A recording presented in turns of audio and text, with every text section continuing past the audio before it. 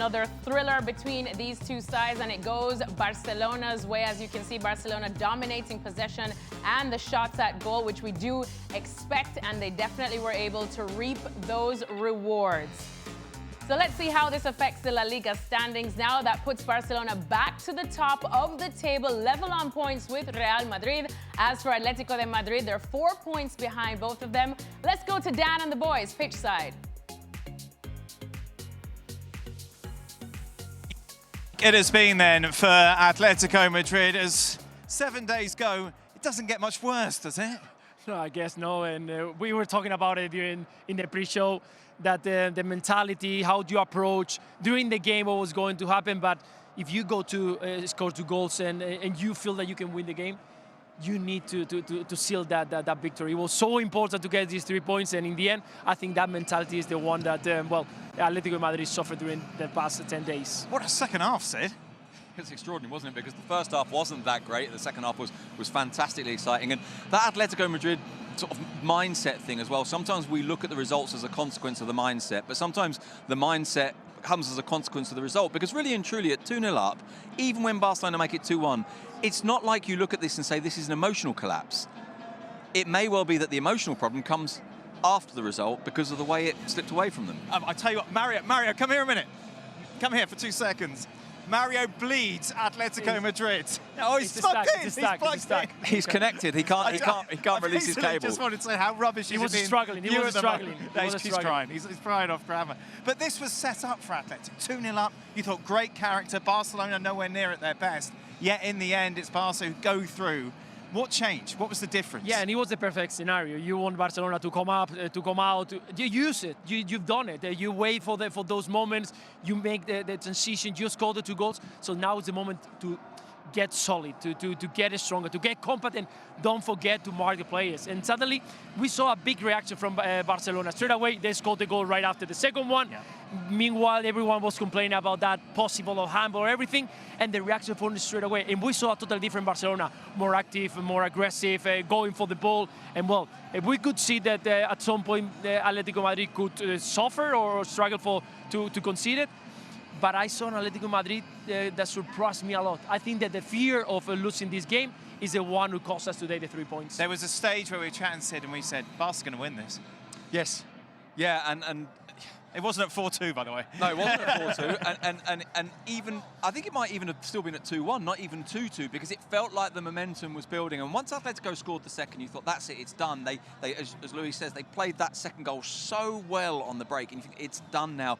But Barcelona became hyperactive. Yeah. They were appearing all over the place. And actually, off air, because we were sitting behind the goal, Luis's analysis of what happened in the Ferran Torres goal, when he comes in, we're just talking off air, watching it, he comes in off the left, no one quite sees him, he sort of, it's almost like he sneaks into the penalty area. Yeah.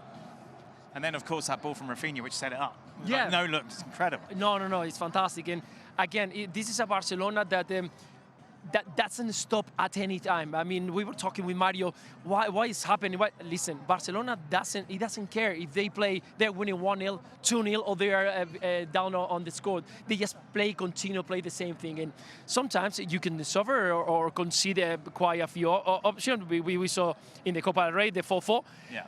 But it's going to give you in these kind of moments the opportunity to think, okay, at any time, at any stage, we again. Isn't it funny? Lamine Yamal, Xhaka was critical about him during the highlights. That's the way Xhaka rolls. Yeah. But you look at it, and he didn't have his best game, yet he's the one who scores the goal, which really is the difference. Yeah, he was held very well by Reinildo. He was doubled up with Gallagher at some point, also with Lenglet. They did a good mark because they know how important he is. In these goals, they come from different positions. They come from a position across from one side, and it's a lateral cross and a header. Another one is a cross that comes in and a player sneaking in behind. The other is a shot from the edge there. These are not the kind of goals that actually, over the course of this season, Barcelona have been scoring. What does this mean for Atleti between now and the end of the season? You're still in the Copa del Rey, obviously. You've got the international break. But that dressing room must just be so deflated given what's gone on over the last few days. Yeah, for sure. It must be very disappointed. And much more the way that they lost the last... It's the manner of it all, isn't it? It's the way that it happens, because I think that the Atletico de Madrid knew that they were going to have moments of struggle during the game. They could concede. But the way, once again, we're going ahead 2 goals and concede another 4, something that we saw actually in the Copa del Rey after they managed to get another 2. But I think that the way is very painful, and well, they have to. Again, they got a few days to clear it up. They will go in the international break with the national teams. It's something that for the players is going to be very important, and try to come back with a new mentality, fresh up, and get back to work. For the title race, Sid, is it 2 horses? No. I think there is still enough points to be dropped. We were talking about this last week, and I think this week actually this statistic might have changed. But I think we'd been 13 weeks in a row. Actually, with 14 maybe with last week because Barca didn't play, so it was a slight cheat on the stat. But 13 or 14 weeks in a row in which the team that was top did not win. Right. And so this is a title race that kept on moving. Now, it's true, and we were saying this pre-game, this is now, correct me if I'm wrong, 16 games, I think, unbeaten for Barcelona. And it feels like they're gathering a momentum, so maybe they can pull away. Atletico, that's the big mental thing, I suppose, for Atletico Madrid now, is to convince themselves that it's not a 2-horse race, to convince themselves that they're still in it, to not allow any silly points to drop, to believe that Madrid and Barcelona at some point will drop sufficient points for them to have at least half a chance of getting back into it. The reason we're filling quite a bit at the moment, we're just waiting to see whether or not we're going to have a player come over from Barcelona, so you can have more of us. How very fortunate of you all. For Luis, for Barcelona going forward, they are favourites now. That's it, sure. I think they've been favourite for quite a while. It's true that because it's very close, and Real Madrid continue with that momentum and getting results. It doesn't matter if they get the best performances or not, but they continue into the race. And I guess I think exactly the same. That's it. I think that all the teams are going to drop points at some point. I'm not saying that they're going to lose many, but I'm sure that they're going to drop. The way that Barcelona has been playing, the way that they are at the moment, that for fantastic for many players, not only the ones who are normally involved into the game, but everyone who come and rotate. I think that definitely they have to be the favourites because they look so strong, and that's a look that is going to go down at all. Who benefits more from the international break? Probably Atletico Madrid. Yeah, because it's a very tough moment. It's a time to reflect, to go back and see what is something happening into the last couple of games. Actually, it's been a while, but try to think about something else, something different. I think the players before they told us that they're going to have 2 days off. The whole crew, even the squad, the people is working, because let's not forget they play, I think, in the last 6-7 months, 45 games. That's a lot. And the whole squad, and I'm saying players, Kidman, massages, doctors, everyone, they are tired, they are actually drained, and I think it's a very good moment to fresh up, to look to the other way and come back stronger. That's the answer now, by the way. The answer to this question may not be defined for another 10 days. Let's see who comes back with injured players as well. We're just waiting for Lamine Yamal. He's speaking to our Spanish colleagues, and then he's going to come and speak to us. Barcelona are favourites to win the Champions League, are favourites to win La Liga, very much in contention of the Copa del Rey. How many of those will they win? If I know, I will go and win.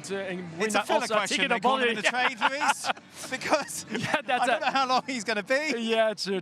I think that at the moment they look very strong at all. I mean, I think that in La Liga they can manage to get. They're the best team in the league. I think so. The way that they play, the form they are at the moment.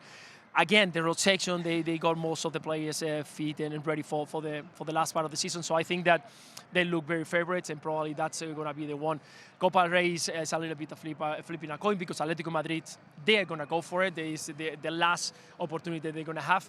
And the Champions League, you know that it's going to be tough. But again, they are there, and they show that it doesn't matter who they got in front, they're going to continue playing the same way. Hello, how are you doing? Muy buenas. ¿Cómo estás? Muchas felicidades. Congratulations. Yo voy a hacer de traductor, ¿eh? O sea que Luis te pregunto y hablo. ¿Qué prefieres, en inglés o en español? Lo hacemos en inglés, ¿no? Bueno, mejor en español. No te vamos a hacer sufrir. Lamine, cuéntanos un poco. Primero, felicidades. Gran partido de todo el equipo. Yo creo que ha sido un gran esfuerzo. Cuéntanos un poco cómo has vivido pues, esa última jugada antes del pitido, cuando has conseguido ese gol, que también tenías ganas, llevabas todo el partido pidiéndola. ¿Cómo lo has vivido, ese tercer gol que se os ponía por delante? Bueno, muy contento lo primero. Al final lo más importante era la victoria del equipo hoy, ponernos líderes. Y bueno, al final he visto espacio ahí, la he pedido con confianza. Yo creo que he tenido 2 en el partido muy claras y no han podido entrar, y está chutado, he probado suerte y pues, muy contento para ayudar al equipo. There'd been 2 chances before that he'd had that wasn't able to take, so on this occasion wanted to take it on with confidence, and it was obviously really important because of the victory that it gives Barcelona tonight. ¿Qué tan importante es esta victoria para vosotros con este equipo que ha sido duro? Sabéis que os tenéis que enfrentar luego en Copa del Rey, pero ¿qué tan importante era para seguir adelante en esta competición tan importante? Bueno, era todo. Al final irse al parón de selecciones con victoria y líderes, con un partido menos, era mucha confianza para el equipo, volver con confianza, con tranquilidad, la verdad. Sacamos más distancia a los dos rivales que teníamos atrás y muy contentos todos. Really important to go into the international break with a lead, and not just a lead but a game in hand, so that gives you the confidence to come back and press on from there and to widen that gap with the other two teams in the title race. He visto que en la primera parte no conseguíais, me comentabas sobre conseguir, has tenido un par de ocasiones, pero no acababais. ¿Qué es lo que os estaba faltando para llegar a romper esa defensa que la verdad que el Atlético de Madrid lo ha hecho muy bien? Yo creo que intensidad, yo creo que era intensidad, ir a por ellos de verdad, no estábamos yendo a por el partido, estábamos yendo a ver qué pasaba. Y hasta que no nos han marcado 2 goles no nos hemos espabilado y eso no puede pasar, la verdad, es algo que tenemos que mejorar, ya nos pasó en Copa del Rey. Y bueno, al final mejorar esos pequeños detalles y yo creo que así seremos un equipo perfecto. Luis had asked them what was missing in the first half when Barcelona weren't finding a way through, and the answer is that this was a team that was kind of waiting to see what happened rather than a team that took the initiative, rather than a team that really went for it. And it wasn't until Atletico Madrid scored the second goal that Barcelona really stepped forward and really pulled their socks up. And actually that can't happen again. That shouldn't happen again. Fantástico, pues muchísimas gracias por este tiempo. Muchísima suerte ahora con el equipo nacional, o sea que disfruten mucho. Y todo lo mejor. Gracias. Gracias, Lamine. Ciao. I think we'll all agree, some of my best work. Thank you very much. Well done, Dan. Fantastic job. Alexis, back to you.